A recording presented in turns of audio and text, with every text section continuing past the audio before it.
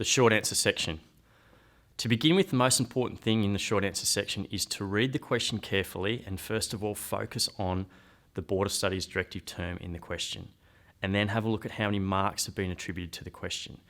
You then should have some understanding of the requirements of the question. So in other words, in this example that I've got here, it's asking to explain the changing relationship between regional centres and small towns, and it's worth 4 marks. So to explain, which is a difficult concept, you need to show cause and effect or some sort of relationship between the regional centre and the small town. If you are unable to explain that changing relationship and show cause and effect, you can't get the 4 marks. The markers won't attribute the 4 marks to your answer. So it's a real key point that you understand what the directive term is asking you to do. I would pause for a moment and think about some of the key words that need to be included in this type of response. You can write the keywords around the question on your question paper. So I've got some examples of keywords up here which I think would be important to answering this type of question.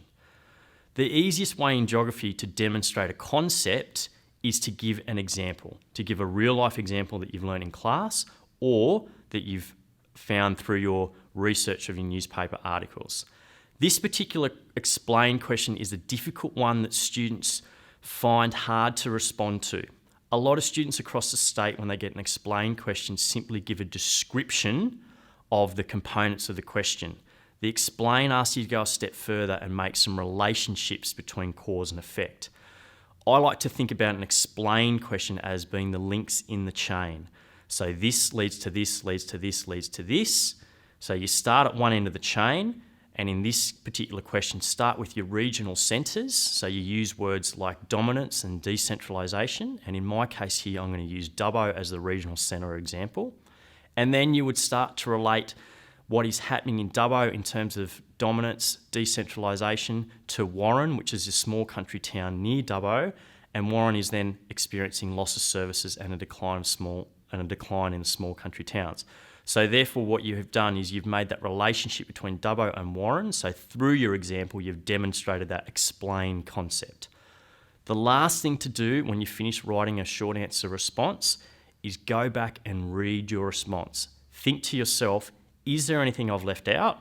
Is there anything more I can put in to that answer? If there's something more you can put in, draw a little arrow off where it should have been and write it down the bottom of the response or along the side. You can still add information into your short answer response questions at the bottom or along the side after you've finished. So that's really important to ask yourself that question, can I add anything more in? Can I give the marker any more information which might get me a mark? Finally, the extended response section, the last section of the paper. I have an example here which is analyse the impact of urban dynamics on the ecological sustainability of a large city in the developed world. So this is from the urban places topic 2, and it's asking you to write about your large city case study. So to begin with, the most important point is to take some time here, 3 or 4 or maybe 5 minutes to do a little plan. Get a little plan down on a piece of paper, whether it's your exam or your working paper, in terms of the information that you want to cover for this particular extended response.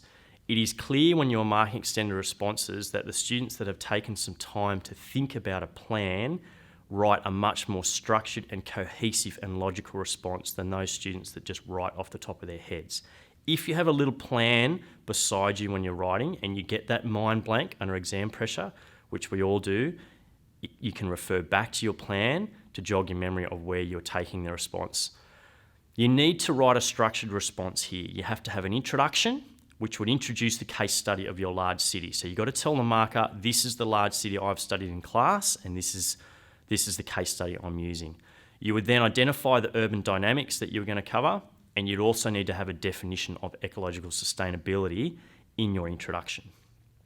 You then go into the body of the extended response, and my suggestion would be that in the body of your extended response, you attribute one paragraph to one idea. So in other words, one paragraph to one urban dynamic. Have a clear-cut subheading at the top of that paragraph to make it easy for the marker to understand what you're talking about. You should have some structure to your paragraphs. Now, there's a number of different ways that you can structure a paragraph. You learn in English how to structure a paragraph. Your teacher in geography might have another way. I like to refer back to the PEEL technique, P-E-E-L. So the P is the point. You need to start your paragraph by writing a definition or a topic sentence. You then need to expand on that topic sentence in the next 2 or 3 sentences in your paragraph, which gives some more information about that particular topic sentence. So in other words, in this case, you'd give some more information about the urban dynamic. That is content knowledge that you need to know. You then bring in your next E, which is your example, so your case study, and relate your case study to that particular urban dynamic. And then finally, the L is the link back to the question. This is the important part where you have to address the directive term. So in other words, the question has asked you to analyse the impact of urban dynamics on ecological sustainability. So therefore, you have to relate an implication of that particular urban dynamic to ecological sustainability. So for example, if you were studying Melbourne or if you're studying Sydney, you need to choose one of the particular urban dynamics and you need in your paragraph, and then you need to relate it to ecological sustainability and its implications on ecological sustainability. And then finally finish off with a conclusion which reinforces that analysis. It reinforces the components of the urban dynamics and makes the relationship in summary to ecological sustainability. So best of luck in your HSC geography exam. Remember, there are lots of resources available to you, particularly on the net and particularly on the Border Studies website. Continually practice your skills throughout the year and continually practice your written responses, as well as focusing on getting some summaries.